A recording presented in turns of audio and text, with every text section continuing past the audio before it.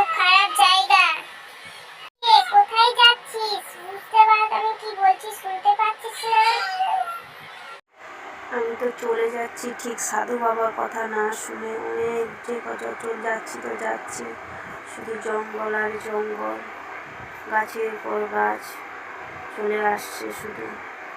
আর যেন পথ দেখতে পাচ্ছি না, কোথায় যাচ্ছি। সেই একই জায়গার মধ্যে যেন ঘোরাঘুরি করছি, কি করবো কি জানি। চুড়েল পিছন থেকে বলছে, তুই কি আর ফুল নিবি? তো আমাদের ঘরে চল, আমি তোকে অনেক ফুল দেবো। আমি তো আর দাঁড়াবো না চুড়েল ঠাকুমা, আমি আবার চলে যাচ্ছি। তুমি কত দৌড়ে আসতে পারো আসো। আর কোনোদিন হবে না, এই বললাম, তুমি ক্ষমা করে দাও। এই কাজটা আর আমি কোনোদিন করবো না সাথে বাবা, আমাকে একটু থাকতে দাও এবার। নাহলে আমার পেছনে চুড়েল আসছে দৌড়ে।